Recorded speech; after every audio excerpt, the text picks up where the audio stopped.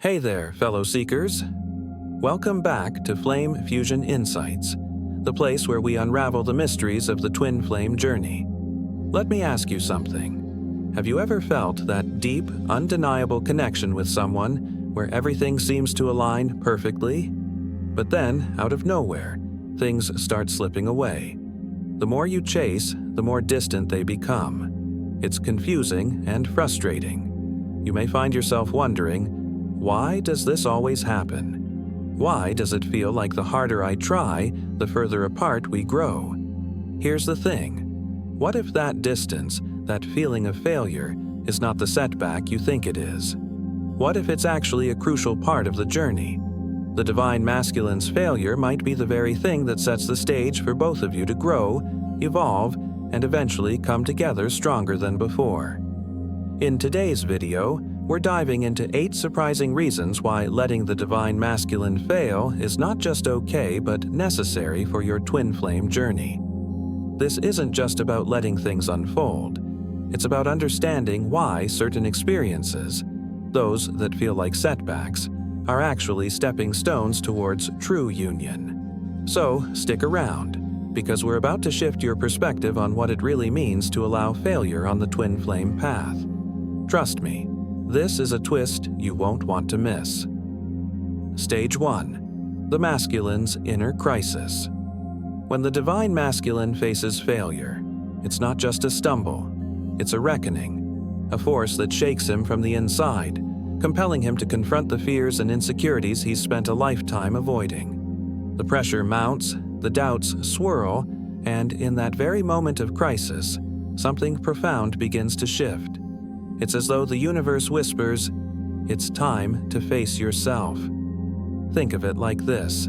It's the quiet moment after a storm, where everything seems lost, yet somehow, everything begins to make sense. I recall a time in my own journey when things felt like they were slipping through my fingers. The more I pushed, the further away my sense of purpose became. It was only after I allowed myself to feel that frustration, to fail without rushing to fix it, that the real shift occurred. It wasn't the storm I had to survive. It was the stillness after it that held the answers. In these vulnerable moments, the divine masculine doesn't simply learn from his mistakes, he transforms. His growth isn't just about finding answers, it's about breaking free from the chains of old fears. Each failure, no matter how painful, serves as a stepping stone for self-awareness. Like a sculptor chiseling away at marble, these moments of inner turmoil carve out the truest form of strength. The true evolution comes not from the victories, but from learning how to rise after each fall. These crises are the very birthplace of the divine masculine's strength. In this struggle, he finds the courage to shed his old identity and step into the highest version of himself, ready to lead, to love, and to embrace the union he once thought was beyond reach. And as this evolution unfolds, the divine feminine too feels the shift. Their connection deepens, but only because the masculine has dared to fall, only to rise, wiser and more grounded. Stage 2. Discomfort creates strength. The heat of discomfort burns, but within that fire the divine masculine finds his true strength. Struggle is not the enemy. It is the very force that shapes him, that carves out the resilience needed to weather life's storms. Like the forging of steel, only through heat and pressure does the metal become unbreakable. This is the paradox of growth. The more painful the process, the stronger the outcome. In these moments of struggle, the divine masculine may feel lost, as if the weight of the world presses down on him. But beneath the surface of his discomfort lies the essence of perseverance. It's a slow, deliberate unfolding, where each failure, each misstep, becomes a teacher. The struggle itself becomes the proving ground, where he learns what it means to endure, not for the sake of surviving, but for the sake of evolving. Think of a tree planted in harsh winds. At first, the branches bend and sway, but with time the roots dig deeper into the earth, finding strength in places unseen. The divine masculine's journey mirrors this. It's in the struggle, in the moments where he feels like giving up, that he learns to stay grounded. He discovers that strength isn't about avoiding pain or discomfort. It's about embracing it, allowing it to shape him, and finding peace in the process. This awakening, born from struggle, isn't just about surviving life's challenges. It's about transforming them into the fuel for his growth. And in the quiet moments of realization, he becomes more than just strong. He becomes capable of true, unconditional love, grounded in wisdom and experience, ready to embrace the union he once thought was unattainable. The divine feminine, too, feels this shift as the masculine steps more fully into his power. Stage 3. The gift of humility. Ego thrives in silence, behind walls built so high that even the heart struggles to break through. But failure, true, raw failure, has a way of dismantling these barriers brick by brick. It's in the moments when everything falls apart that the divine masculine finds his greatest gift: humility. He no longer stands tall in pride, but kneels in the quiet space of his own vulnerability. It is in this humble state that he finds his truth, not in the strength of control, but in the surrender of ego. This journey is not one of perfection, but of becoming. The walls of arrogance and pride that once served to protect him now imprison him, keeping him from true connection. When he faces failure, it shakes him to the core, forcing him to confront the parts of himself he's hidden for so long. And in this confrontation, he uncovers the beauty of his own humanity, the raw, unpolished version of himself that has nothing to prove. In my own experience, there was a time when I believed I had all the answers. I wore my pride like armor, convinced that to lead, I had to be invincible. But when life humbled me, when I faced the weight of my own mistakes, it was like waking up from a dream. I realized that true strength lies in vulnerability, in the ability to acknowledge where I was wrong, and to admit I didn't have all the answers. This is the gift of humility. It strips away the illusions, leaving behind only authenticity and openness. With ego out of the way, the divine masculine is free to enter into a partnership, one of mutual respect, growth, and love, where both souls can evolve together. Stage 4. Let him chase. The silence between two souls speaks louder than words. In the dance of the divine masculine and divine feminine, there are moments where the music slows, the steps falter, and distance grows. This gap, this emotional void, isn't a punishment, it's an invitation. When the divine feminine takes a step back, not in coldness but in self-preservation, she ignites the divine masculine's deepest pursuit. It's in this distance that his heart awakens, realizing what was once taken for granted. I remember a time when I was caught in a cycle of overthinking, overgiving, and overcompensating. The more I chased, the more I felt her slip further away. I couldn't understand why the closer I got, the further she seemed to drift. But it wasn't until I let go, pulled back, and allowed her space that something shifted. It was like a veil lifted. The chase became real, not from a place of desperation, but from a desire to understand and truly appreciate her for who she was, not just the connection we shared. The divine masculine needs this space, this time to feel the emptiness, the yearning, the longing, the awareness that something is missing. It's this very feeling that fuels his inner fire. He doesn't chase out of need, but out of respect, out of understanding of her worth. This is the sacred dance of pursuit, where love is not about possession, but about deep, conscious appreciation. It's in this chase that the divine masculine discovers the depth of his own feelings and the power of his love. So, let me ask you, have you ever felt this distance in your journey? How did you handle it? Share your experience in the comments below. How did taking a step back impact your connection? Stage 5. Spiritual awakening through setbacks.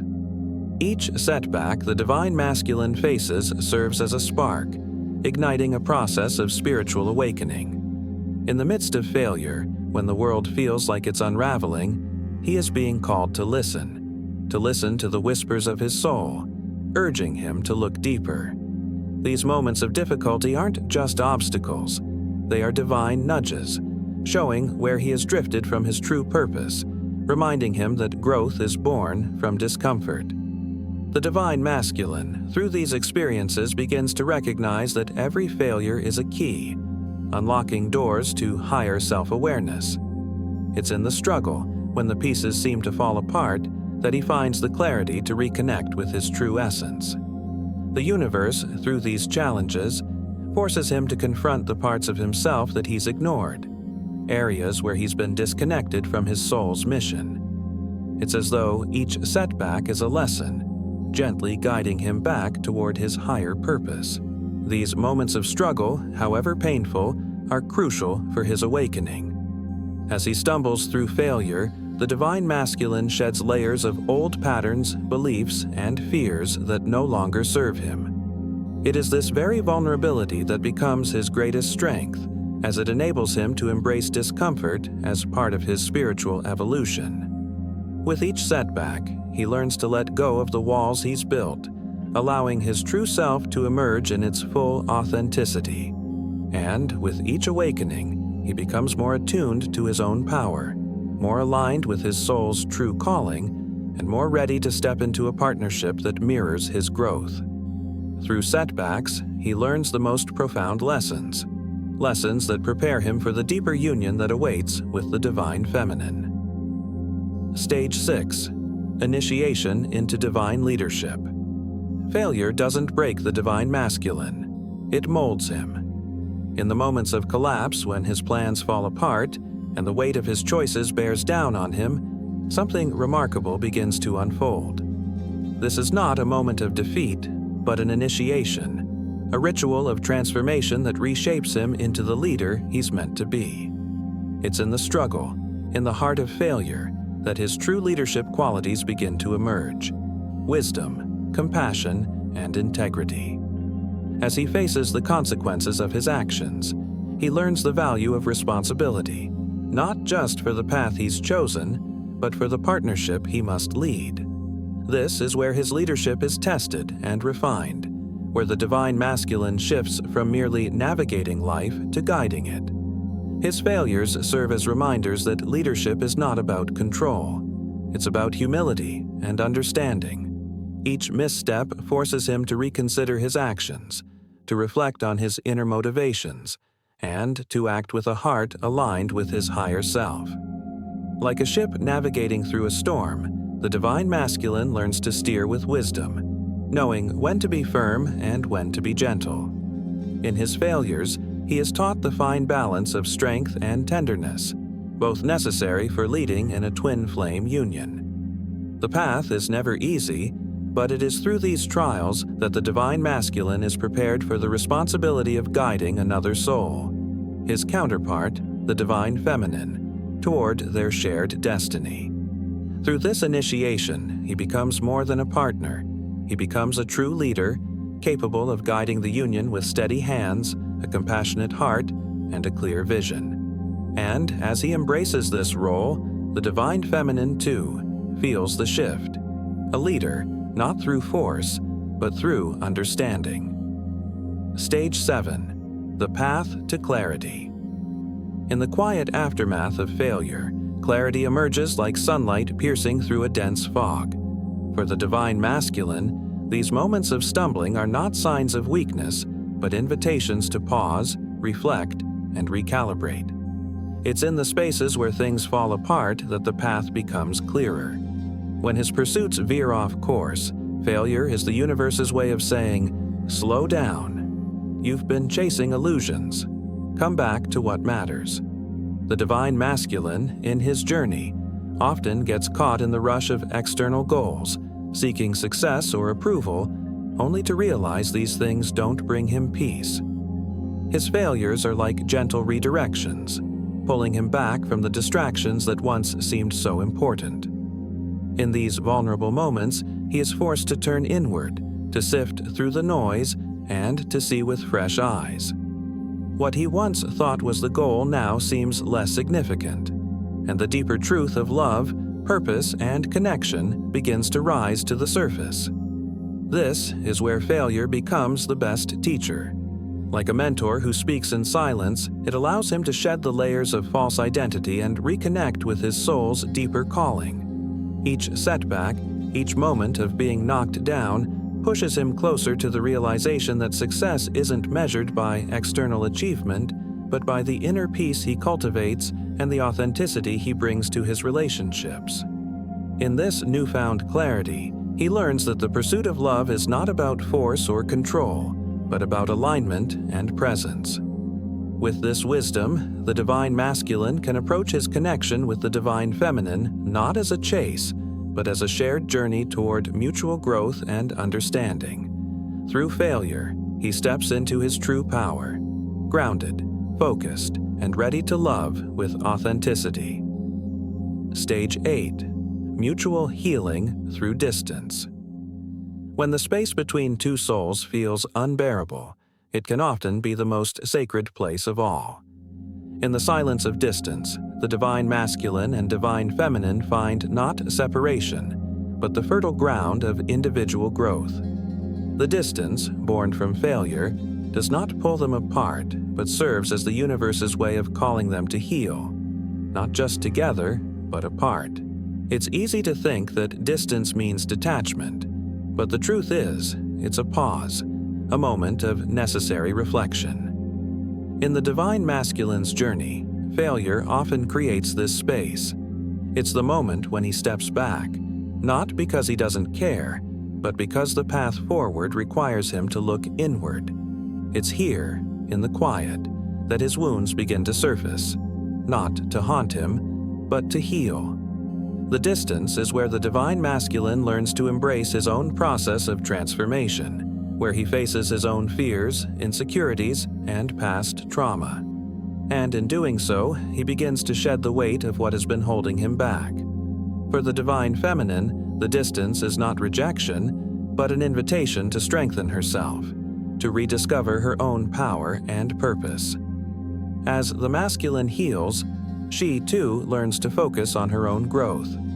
Each step they take apart is a step toward becoming whole, so that when the time comes for their reunion, they are both healthier, more grounded versions of themselves. Distance, then, isn't just about absence, it's about making space for healing, clarity, and growth. And through this process, the divine masculine and divine feminine find their way back to each other, not as two incomplete halves, but as two whole, radiant beings, ready to embrace each other in a union that is stronger, wiser, and deeper than before. As we journey through the twists and turns of the twin flame path, it's important to remember that this isn't just a destination. It's a process. Every step, every challenge, every moment of growth brings us closer to a union that transcends anything we could have imagined.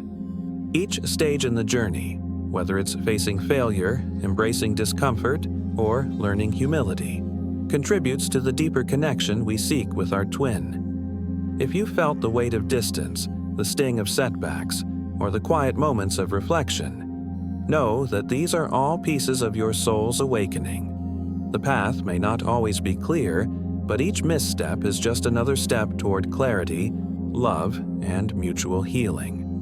This journey is about evolution, and every stage prepares you for a more profound, authentic union. As you continue to walk this path, remember, true growth happens when we embrace both the light and the shadows, both the victories and the failures. The twin flame journey isn't just about finding your other half, it's about finding yourself together. If this resonates with you, consider subscribing to Flame Fusion Insights and hitting the bell so we can continue this exploration together. Each video, each insight is another step in this shared journey of discovery. I look forward to hearing your thoughts in the comments. How have you experienced these shifts in your own journey? Let's keep this conversation going, because your evolution is part of the bigger picture. Until next time, keep evolving, keep loving, and remember, you're never truly alone on this path.